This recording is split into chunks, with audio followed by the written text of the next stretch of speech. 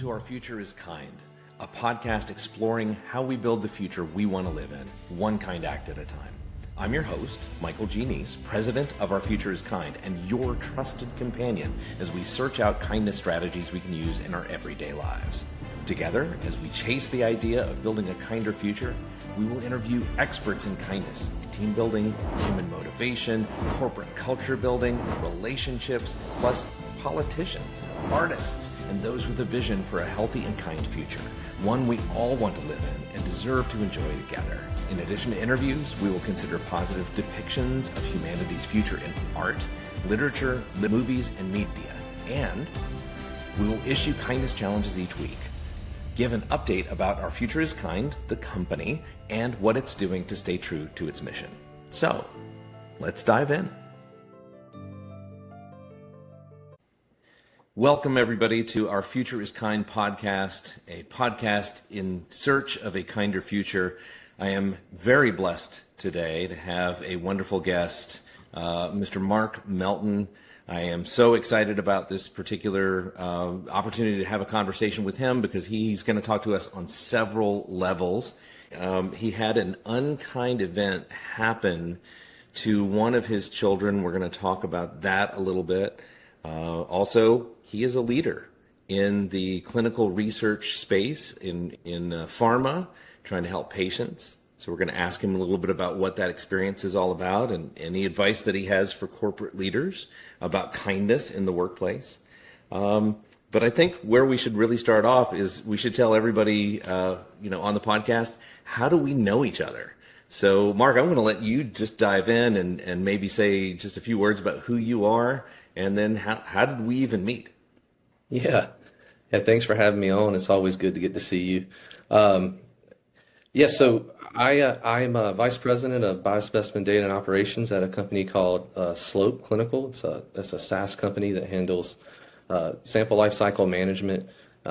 We call it Biospecimen 360. It's really controlling, the movement of samples and the data and the kits that are used to collect them, really, across sites to labs, et cetera. I also am co-chair of what is now, I believe, the largest consortium in biospecimens I believe in the world. Co-chair that with a colleague and friend, give her a shout out, Karina at BMS, who's the other co-chair of this biospecimen management consortium. And so we're doing a lot of good work there, trying to help guide regulation and standards and make our industry better for patients when it comes to their biospecimens. And I also own a consulting company called ClearPath Biomarker Operations that from time to time I'll use for when people need help guiding their studies. And so, Michael and I, you and I met at my very first job. I was thrust into leadership at a pretty early age, and so you were instrumental in kind of helping me figure out those bumps, and we became fast friends, both here in North Carolina, obviously, and got to know each other real personally. And I think we did a great job of demonstrating what were two divergent departments, really. Even though they were working together, they weren't working together, right? There was some friction. And so I think between our friendship that we developed and our approach to leadership that I value so much in your approach, it allowed us to build a cohesive unit that accomplished a lot of things in our time there.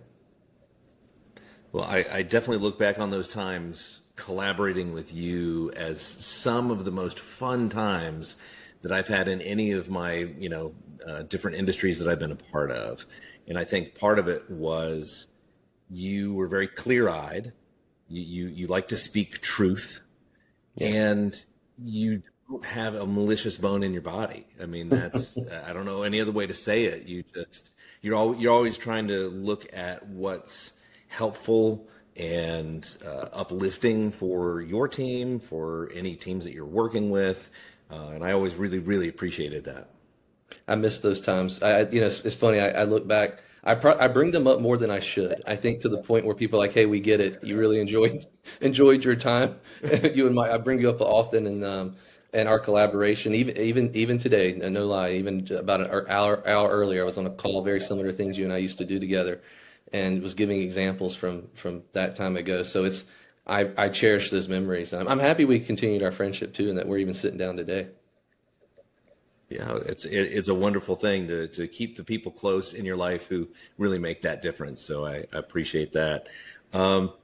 Since you are a leader in pharma, since you are, thinking about specimens and samples and how are you in some bigger fashion serving patients, can you just give our listeners here an idea of how you think about the interactions and their importance and keeping kindness in the mix? And feel free to sprinkle in any stories that you have, or any stories of when you've seen it not work, where there's some unkindness.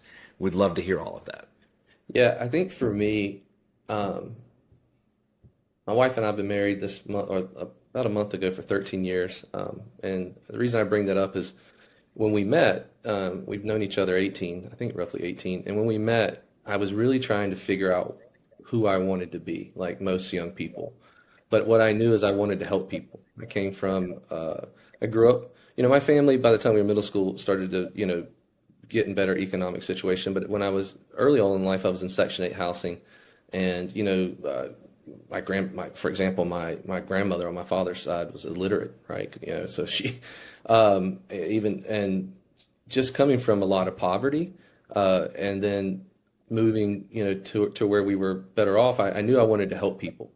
And the reason I bring that up is when my wife and I got married, I was doing my doctorate work in biochemistry and molecular biology, and I was just such a passion. I had to Google what a PhD was when I was an undergrad. I was the first in my family to go to college. So it's always, my career's always been very driven by passion. And anyone who works with me know I'm a very passionate person. But what I learned early on is that I think I could get people to connect with the vision that I had. I wanted to inspire people with how we can help one another, and to kind of put yourself in what is the purpose behind what we're doing. And I remember before I met you and before I got into the industry, I had a job in healthcare. And I was really young. I was 26, and I was over a outpatient facility outside of Washington, D.C. And I ended up running everyone off that worked for me. And I looked back on that time and took a sort of sabbatical to really review, hey, it's great to have passion, right? And it's great to have drive and a vision, but you have to get those people to see that. And you also have to understand who they are, right? And so when we met and moved into the space, I got to combine. I was very thankful and blessed to be able to have, I combine my scientific aspirations with the sort of global operations and logistics of clinical trials, where I found, kind of fell into one of those lucky periods where precision-based medicine has exploded in our industry, right? Where we're tailoring medicines to particular proteins or genes or, particular biomarkers to help, cure cancer or rare diseases or diabetes or whatever it may be. And so for me, when I looked at that and when we started working together and started understanding the biospecimen part, these are literally like sometimes pieces of people's bodies, like tissue samples, for example, or blood. Imagine having leukemia and you're coming into a trial and it's your last hope and you have limited blood you can give. And ensuring you assume that when you give that blood that you don't know where it's going, you probably don't even think about it, right? You just assume it stays at the doctor's office, and people realize that it doesn't. I mean, you have to realize it doesn't. It goes out into the world to commercial businesses who perform testing. And so what was eye-opening to me in that was that it is so unregulated, to be frank with you. It's the Wild West. Recently with the BMC, we did a survey, and we'll be publishing the data next year before some conferences that we're going to be showing the world, where almost 2/3 of the industry, a little over that, don't keep metrics on what they're doing. And so getting back to the leadership part of it is you want people to understand that there's a difference between, where are they at in their career? Where are they at in their lives? Like, there's boundaries, of course, you need to keep at work, but you have to understand, is this person involved because this is early on in their career and they see this as transactional, they don't know where they want to head, they don't have a vision? That's fine. I've been there. Or is it that they do and they need help figuring that out? Or is it that they really have these great aspirations, right, where they want to, maybe move up the ladder, or earn more money for their family, or whatever it may be. But the key is getting them to understand the why, is very popular out there, like 𝐬𝐮𝐬𝐫𝐞. I can't ever pronounce his last name correctly, but love his books too. Yeah, you got it. Yeah, but the why of like, why are you doing this, right? Why? And it's okay if right now that's transactional because you're trying to figure that out, but you have to realize, and I tell this joke all the time, is that what we're doing, there's certain jobs that you can't mess up, right? You can't be a pilot, and there's small margin for error. So knowing that pressure, that we have small margins for error, and then also understanding that we're human beings and we're going to make mistakes, and we're working with flawed systems, that we have to have empathy for one another. We have to have kindness towards one another, and we can do that and still be really driven and still have a purpose. And I think sometimes I've now progressed from, started off as just a manager of a few to leading large global divisions to where I'm at now as an executive, is getting my people to buy into that vision, to also trust me as a leader, to recognize it's very important for people to know who I am, who my family is, to realize that they're safe, that they can be who they want to be, whoever that is. That's great. I want them to feel comfortable, because the more comfortable they are, and it has to be genuine, the easier and their emotional barrier goes down. You can buy into that vision, and then you can ultimately work towards understanding that what we're doing is a calling. There's people who are sick, who are depending on us to have the highest integrity, to work together well, and to keep in mind that every decision we make, good or bad, impacts that patient, whether they see that or not. And so for me over the years, it's been really getting people to buy into that concept right there. And then also to build teams that are diverse, that have the ability to have, I love surrounding myself with very intelligent people, being challenged. And then, watching them grow together for me has been just the greatest joy, honestly, outside of helping the patients, is seeing people figure it out and come together. And they're really the ones doing the work. I mean, if we're honest, when you hit a certain point, I'm more managing up now, right? I'm more making sure my people have proper expectations put on them, that they have good benefits, that they're being heard, that there's someone sitting in the room that they're not in advocating for them. And so if they can understand that, it frees them up to buy into the vision, and then ultimately pursue what their impact in that vision is. Yeah, it's interesting, all of the dynamics that you have to take care of so that processes actually get carried out the best possible way. I've heard so many times people come to me and say that kindness is a sign of weakness. And I have several rebuttals to that, but I want to hear what you think when somebody says, oh, being kind and being empathetic to all these other people and trying to understand them, isn't that all just, warm, fuzzy, smoke and mirrors?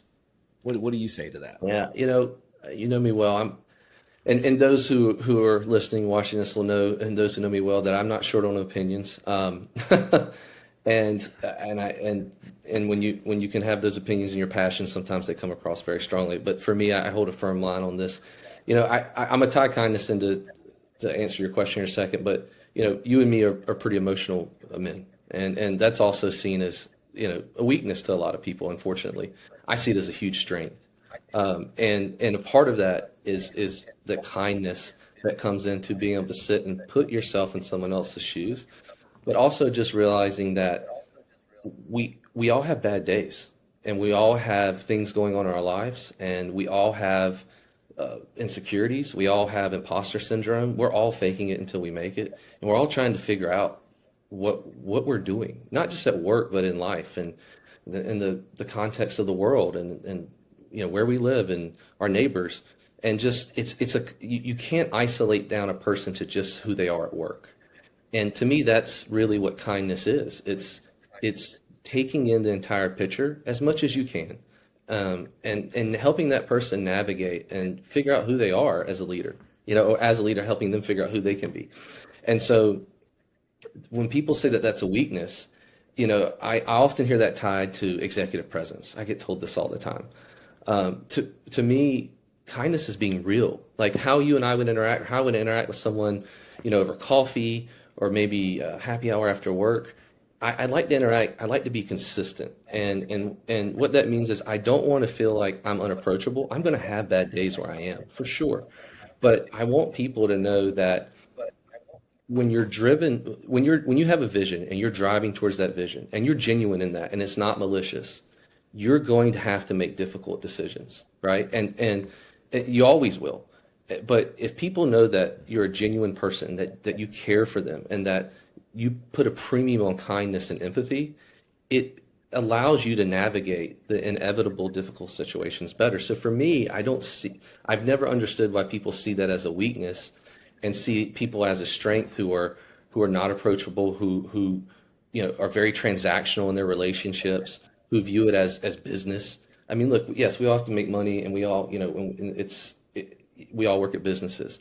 But at the end of the day, it's the people who are filling those critical frontline roles, who are doing the day in and day out tasks, that are what allow all of us to make money and allow businesses to thrive. And when we lose the ability to be people and to show kindness, if you can't do that in the workplace, yet I have a hard time believing you do that outside of the workplace. I don't get the compartmentalization that people put into place.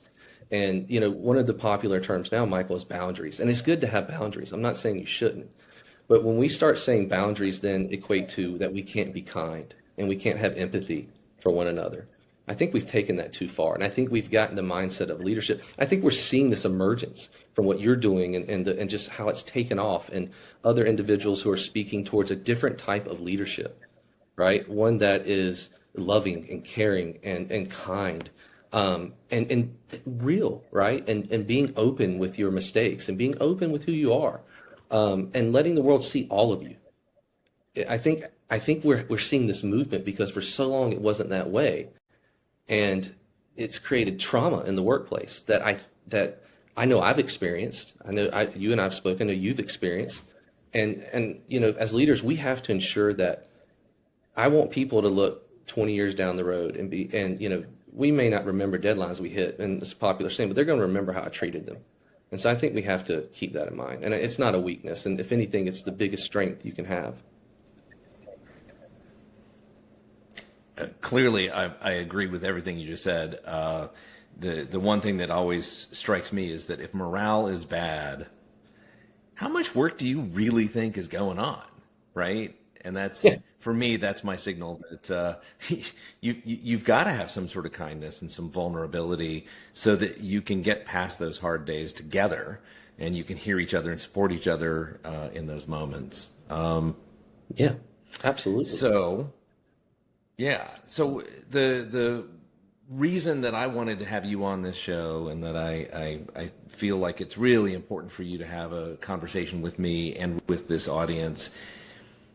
I love hearing about your experiences as a corporate leader, but I really want to hear about your experience as a father.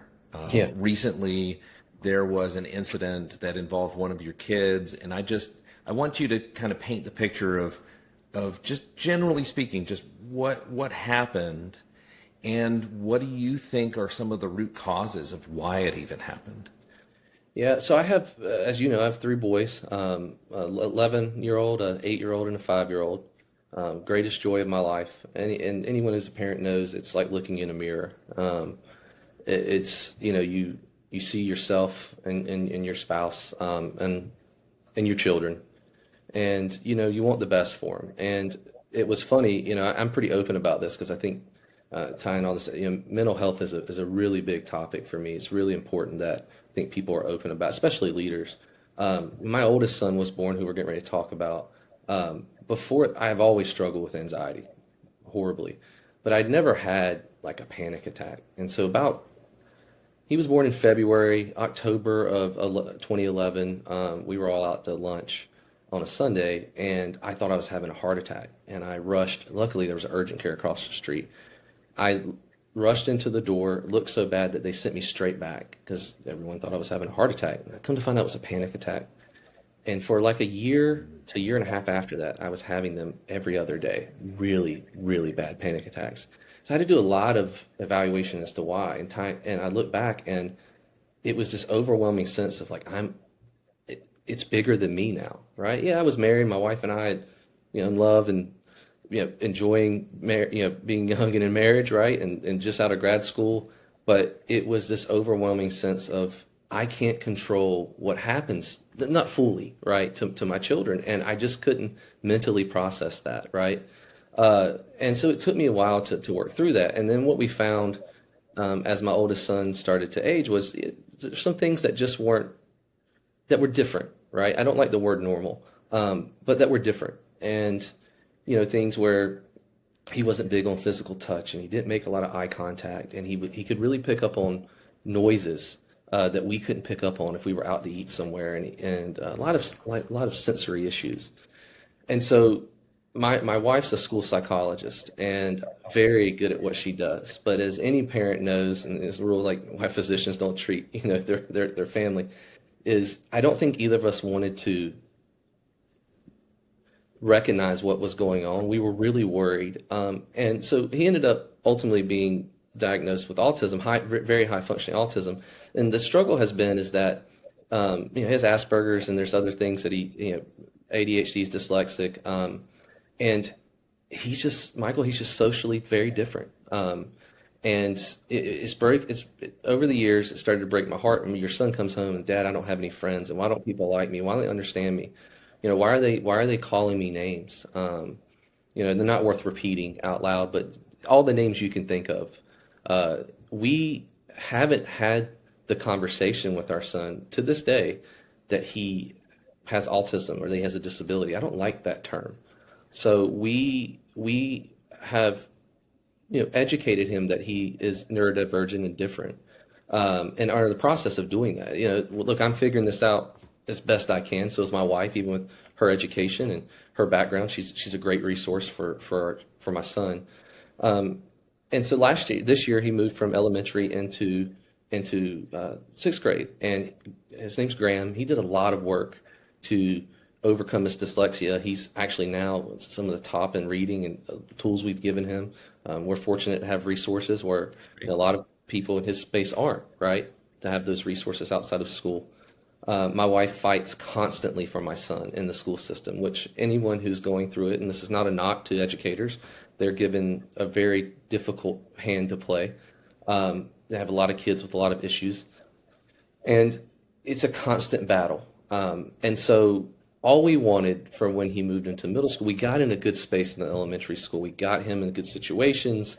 We got him the support he needed, counseling, all the things that we would want. He had made a couple friends, which is really hard for someone with autism to do, is to find their community. I mean, it's hard for all of us, but especially for people who have social problems, sort of just social interactions. And sixth grade's been really rough. I think for a host of reasons. So to talk about the incident, my son was walking. We live very close to the school. Literally, if I showed you outside the window behind me, it's just across the street and through a path that's owned by the county. It's paved. So he walks to school, rides his bike like most kids in our neighborhood. And he's been getting bullied quite a bit. Kids throwing his lunch away when he gets up to go to the bathroom at lunch. Kids tripping him in the hallway. Kids calling him very vulgar names, being physically assaulted. And so he was walking home, still emotional for me to talk about, and was followed home by some young men who ended up attacking my son, throwing rocks at him, dumping out his backpack, hitting him. And so you can imagine as a parent when you're at work and kind of tying into what we're talking about earlier, what we do is very serious and can be stressful, and we have a lot that happens in our day that requires our undivided attention. And I've been working at home since 2015, so I'm fortunate that I was at home. I get a phone call from my wife, panicked that she got a phone call from another parent. My personal phone unfortunately had broken, so I was waiting for the replacement to come in, so they couldn't reach me, but she had my work number. And she said, "Hey, is Graham home?" I said, "No, he's not here. Should he be?" She's like, "I just got a phone call that kids were throwing rocks at him, and he's on the pathway, you need to go find them. The panic that rage that came out inside of me of, what do you mean my son's having rocks thrown at him? And his backpack was dumped out. He was essentially jumped by 3 students. So I found him. And those who have children with Asperger's and high functioning autism know that it's already hard to emotionally connect with your child because they're not big on physical touch, and they get fixated on certain topics. And so to get the info and to see the fear in my son's eyes, and to see, him having to pick up the contents of his backpack, first you go through the rage part of it, and then you go through, for me, tying it in, being a leader, it's what led these children who were in, not even old enough to drive, to have this thought process that it's okay to bully someone who's different, to be unkind, instead of showing kindness. What is it? And so I posted something on LinkedIn because I was frustrated and I wanted people to know what happened. And honestly, given the current political environment too, is that, I had to be careful of what I post on there because I had a lot on my mind. And being a leader, I don't want to create division myself. And people have the right to have different views politically and on a lot of things, but people don't have the right to be unkind and not to show empathy. And I think we can all agree that a child having rocks thrown at him and the contents of his backpack dumped out and being struck in the face and being scared to go to school, I think we can all agree that we don't want that in our country, and we don't want that anywhere. Yeah. And so what is it about these, you know me well, I'll be blunt and to the point. What is it about their home life, or what are they seeing in the world that makes them think that this kind of behavior is okay? Where did they get to that in their short lives that now they don't put a premium on kindness or empathy, on love? Why is it that this retort that they think this is normal, right? To use a word I don't like, that it's okay. And so for me, it became a bigger concept of, let's educate our children on put a premium on kindness. Because what I said in my post, I don't remember the exact wording, I don't have it up, but that these children will grow up to be adults, hopefully, right? And hopefully leaders. They'll change. But the odds are we've all ran across leaders who bully and act this way in the workplace. And I would venture to guess it probably started somewhere along the line through development. And it's because as we've kind of progressed as a nation, and as we progressed as a people and as Americans, we see this divisiveness in our world. We see this division that is increasing rapidly. And we start to put labels on things so that we can categorize people and then judge those people. And if we don't speak of this openly and we don't hold each other accountable, I just witnessed what happens when we don't put a premium on that. When we don't put a premium on kindness, when we don't teach our children acceptance, we don't teach our children about diversity and about embracing those who are different from us and learning from them, right? To be able to entertain a thought in your head without saying you have to agree with everything, but the ability to entertain a thought and think about what it's like for the other person.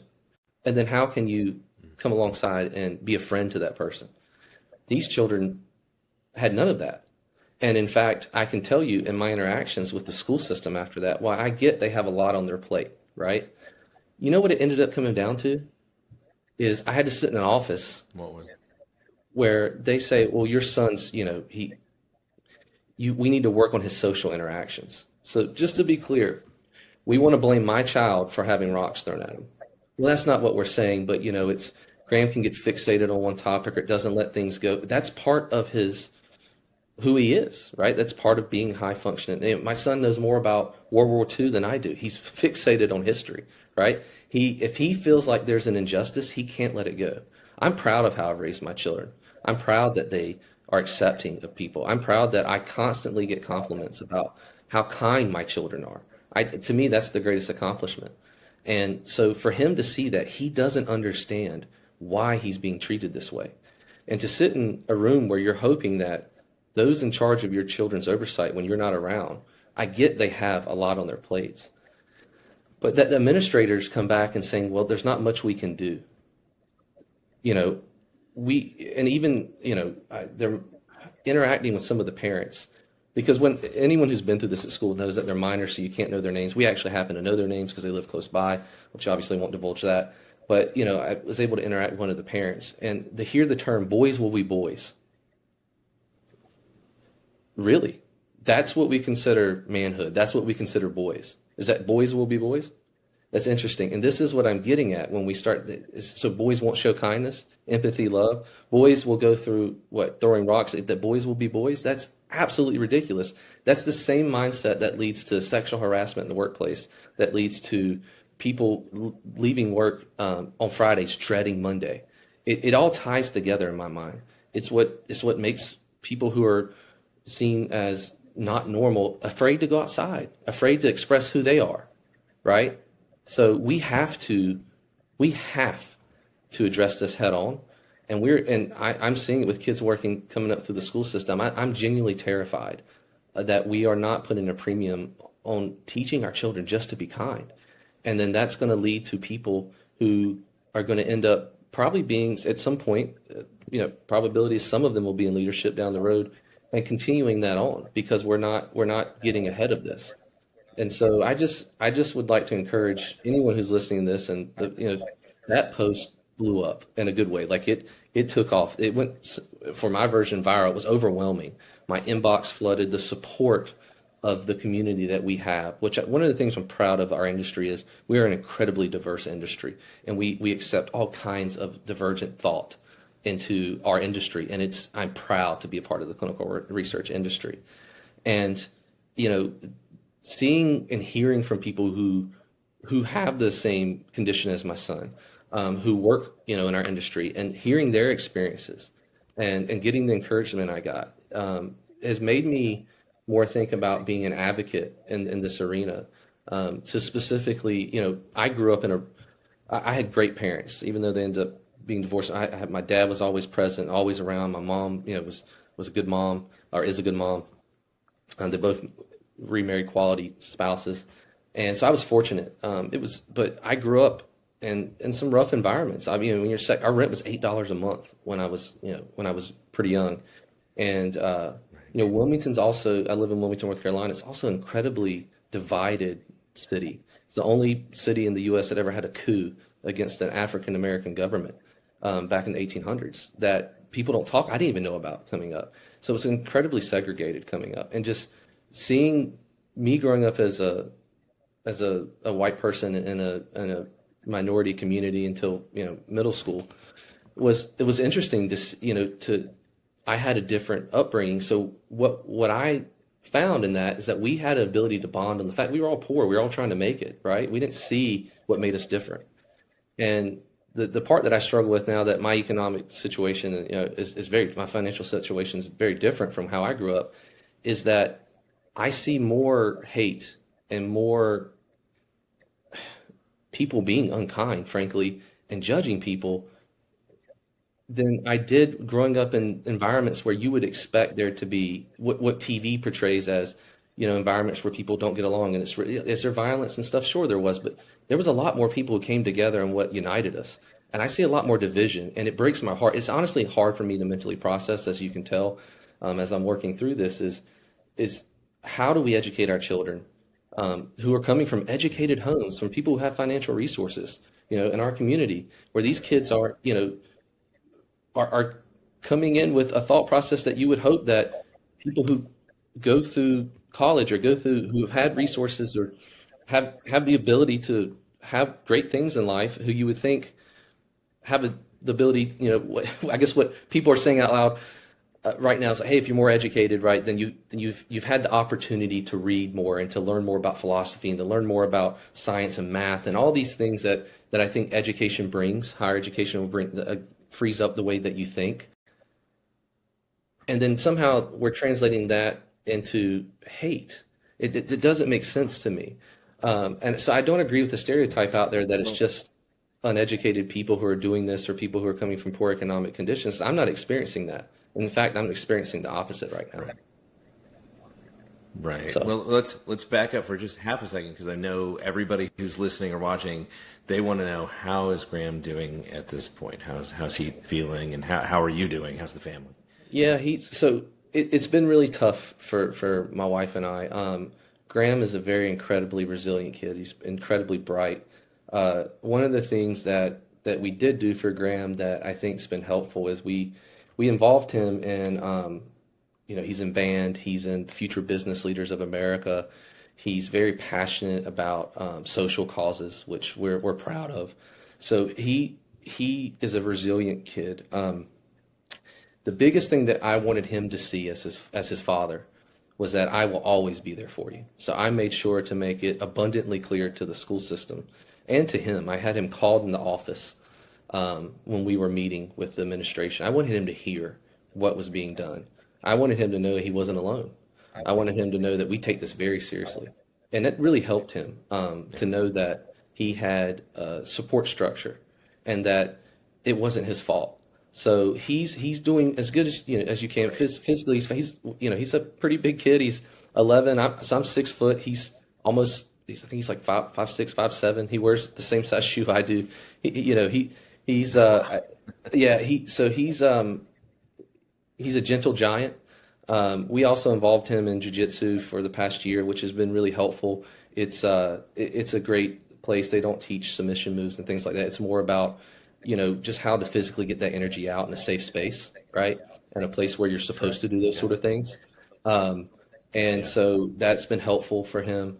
And even with dyslexia, he's a big reader. So he kind of finds solace in that. He's doing well. I think it's difficult though for his younger brother, or my middle son Liam, is very different. He's very athletic. He's very outgoing. He's very sociable. Everyone likes Liam. But he's a protector, and he asks me a lot of questions. So it's difficult for me to explain to my son, what this means. And for my wife and I have to be honest, it's kind of changed me a bit, if I'm honest with you, Mike. For us, it's been, I'm very frustrated right now. I feel helpless. I'm trying to figure out how to come out of that, and the community's really helped me with that. And our, at my job, and also just generally, and LinkedIn's been a great resource for me, as far as just connecting with people who are, different parts of the world. So overall, I mean, we're handling it as best as we can, but I think if you know me, I'm not just going to sit on this. I want to be an advocate for those who don't have an advocate. Graham's lucky to have advocates at home. There are a lot of children my wife sees every day because of what she does, being a school psychologist, where she comes home and the story she tells me, I have to tell her to stop because I break down. So I'm trying to figure out what that looks like and how we can become larger advocates for kindness, for love and empathy in our local community. At Our Future is Kind, that is one of our baseline tenets, is that it is the minimum thing we all owe each other, kindness. That is the absolute minimum that every single human deserves, unequivocally. You don't have to love every single person you ever meet, but you have to treat them with respect. You have to treat them with dignity. You have to, in some way, try to be kind enough to them so that they don't feel maltreated. 100 years from now, what does that world look like? What are the characteristics of that better, brighter, kinder future? I'll answer that in two ways. One is how I see it in my own experience as a, I can only come from where I come from, my viewpoint, at least looking at male leadership and looking at how that's been stereotypically described and how I've experienced it, and how for me, raising 3 young men, obviously, and who they choose to be is really important to influence those stereotypes that, boys don't cry or boys will be boys, and what that means. It still frustrates me, that saying, and to teach them that strength doesn't mean stoicism. It doesn't mean that we are unemotional. In fact, it means the opposite. It means that you are an emotional person, and express that how you see fit, but one that shows that you are kind, that you are looking to protect those around you, and that you will speak up when things are not going the way that they should, that others are being judged, that others are being poorly treated, that that you have the ability to demonstrate strength in a manner in which that I think throughout history, while there have been great male leaders, that it's fallen short. It's fallen short of people feeling safe around. You can still be a strong man and be one where people are like, man, he's kind, he's loving, he cares about his spouse, he cares about those around him. I want my young men to be men of character, and that's what that means to me. And generally speaking, talking about the bigger vision is, I think it's now more important than ever that we speak up, and that movements like you're starting, and that we invest in those, so that we can speak out to the world to say, while I can't control what people say, and I can't control the political environment, I can't control a lot of things. What I can control is surrounding myself with people who want to show kindness, empathy, and love, us binding together through movements like this, us educating our children, and being very vocal and not backing down. And when we see situations, I think the biggest thing in the past is I saw a lot of things swept under the rug, right? I saw a lot of things at work, saw a lot of things personally where people hid those things. We need to call those out. We need to very publicly be just honest about what's occurring, so that it can be fixed. And I think that we're doing that. I'm very encouraged by this conversation, others I've been having, is that let's come together and let's show the world what can happen and build that 100-year plan. I like that, of, hey, we're not going to sweep this intolerance, this lack of kindness under the rug anymore. We're going to call it out when we see it. And then we're going to provide resources to provide education. We're not just going to shame. I'm not talking about that. We're going to engage in conversation. And if we can engage in conversation, in civil conversation, and not resort to name calling, and not resort to, divisiveness, and not resort to putting people in categories so that you can minimize their experience. If we can not do those things and build towards an open dialogue, we have a chat at really building a kind future, a loving future. And so that's the vision, I think, over the next decades, that we must continue as leaders, and we must continue as conversations like you and I are having now, and not stop, and continually put it out there for public consumption. The concept of where we're going to end up when we keep on having these conversations and keep on making sure we hear each other and see each other fully. You were talking about marginalizing people by just putting them into categories. I think that one of the symptoms that we're not quite doing things the way that we should is we're always sprinting toward deadlines. And yes. I get that in important endeavors like trying to find the next therapeutic that is going to provide relief for patients, I agree. We shouldn't be, just hanging out by the water cooler every day and doing nothing.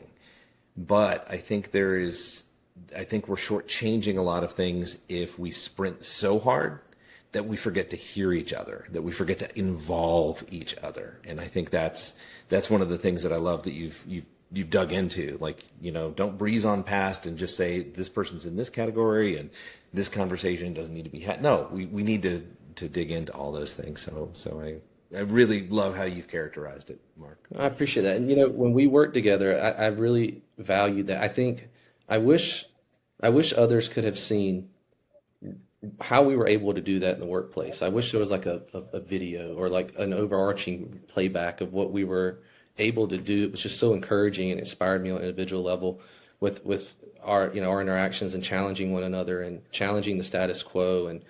And I know it was frustrating to some of our leadership at times, but I love the fact that we didn't let it die. We kept on, and we still are pursuing those concepts. Right. Well, I think you get a lot farther with curiosity than you do with almost any other tool. But curiosity is, I think, a form of kindness, right? Yes. And I think that was one of the pieces of magic that you and I kept doing, was you kept just asking each other a lot of questions, like, how do we get these people to hear each other and do these handoffs better? And what do you think the problem is? And I mean, we were always able to tap into each other's expertise and brilliance, as well as everybody else around us. So such fun times. Absolutely. Before we adjourn here, I just have a couple of very quick questions. Sure. Are there last big pieces of advice that you would give to corporate leaders, to other parents, about how to infuse more kindness? Just a really tight nugget of just what would you advise people to, like, grab off as the easiest first step if they're not sure where to start? Yeah, transparency. I'm often told I'm too transparent. Okay. I think transparency in leadership goes a long way. People,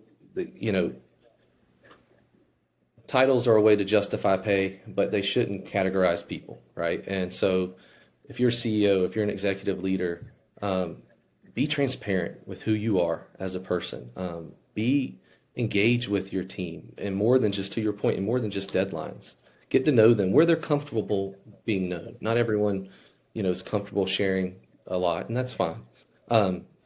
But realize that people are individuals. And so you can't put a general method of management out there. You have to manage to the individual level. So I would encourage that. Now you have to drive towards, standards and deadlines like we talked about, for sure. But there is a way to do both. And so to look at those, look at your teams, how can you bring the most out of them? Sure, for the business and to ensure that, we're hitting deadlines, et cetera, but how you can look to bring the most out of them. Anyone who's ever worked for me will tell you that I have this conversation openly with them. Your job is not to be loyal to Mark Melton. Your job is not to be loyal to this company. My job is to give you a tool set that grows so that you can bring the most resources for yourself. And I do believe that is financially, and I do believe that is education-wise, because it's not about money and what it'll buy, but it gives you options. It gives you breathing space, right? There's the ability to have their career. You want their career to grow past you. That should be your goal. You should hope to one day I hope my biggest accomplishment one day is I'll end up working for someone who I managed at one point, because that means that I move them forward in their life and their career. And the other thing I just challenge every leader is, we all have bad days, and goodness knows I have not been perfect, but just keep in mind that we hold power over people, whether we like that or not. And so if we are unkind, and even in an interaction, be quick to apologize, be quick to own it, be quick to say, I wasn't my best self in that phone call. I want to apologize, and here's how I was wrong. Let your people hear that. It's amazing what that'll do at work, in your personal life. It's okay to be wrong, but you have to acknowledge it, and that in itself will bring out kindness and demonstrates kindness. Yeah, I couldn't agree more. Progress, not perfection, is a mantra that we were in my household all the time. That's right. So, how can people find you and learn more about the things that you are passionate about? What's next for Mark Melton? Please just fill us in on how people learn more about what you're doing and connect with you. Yeah, I'm very active on LinkedIn, so please interact with me there. I'm happy to reach out and share my personal contact information if anyone's interested and like to talk more about social causes that around autism or kindness, like we're talking about here, leadership. As far as works related, I'm very excited about what we're doing in this consortium. It really is. It's amazing to see such a collaboration across so many biotechs and large pharma and others, where we're coming together and creating processes and guidelines to where you'll be able to go and have a resource to say, a coalition of people came together to say, here's how we should do certain things in sort of clinical operations, biospecimen management, data reconciliation, things we used to do together, and to kind of help guide you. I would encourage you to check out the Biospecimen Management Consortium website, and that's on my LinkedIn profile as well. And I think the next big stage for me is I want to continue to move into leadership positions to help guide the industry around how we can better bring precision-based medicine, like therapeutics, out to the world for those who are really suffering, and do so in a manner in which where it's not so overwhelming to the people doing the day-to-day work. How can we love one another better, resource better, not where work doesn't become everything, right? How are we able to scale as an industry? And then I really want to challenge the industry around, I'm really upset with seeing all the layoffs and seeing how we have minimized people and maximized profit. I really want to challenge that in the industry. The clearest way to value people is to hear them, and if you need to shift your business, then try to bring everybody along for the ride who wants to go in that new direction. Get them the training, involve them. So I do love the fact that you brought that up. So Mark Melton, just want to say thank you again. This is a big treat for me. In every episode, we issue a kindness challenge. It gives you a chance to help build the future you want to live in by doing kind acts. This week, we heard about Mark's son and how he faced bullying. Plus, we got to hear about Mark's thoughts on how to make the workplace kinder. So, we thought we'd provide you with anti-bullying resources for your community and your workplace. Please check out these resources, including Pacer's National Bullying Prevention Center at www.pacer.org/bullying. Also check out No Bully at www.nobully.org. And if you have a young person in your life who's getting bullied, make sure that caregivers have these resources and pursue other means to support them fully. If you or someone you know faces bullying in the workplace, provide them with Workplace Bullying Institute's resource guide at www.workplacebullying.org to help overcome the struggle against unkind coworkers. Want some inspiration? Check out Anne with an E, a great TV show about a young girl overcoming bullying to make a huge impact in her community. It's based on the Anne of Green Gables series of books by Lucy Maud Montgomery.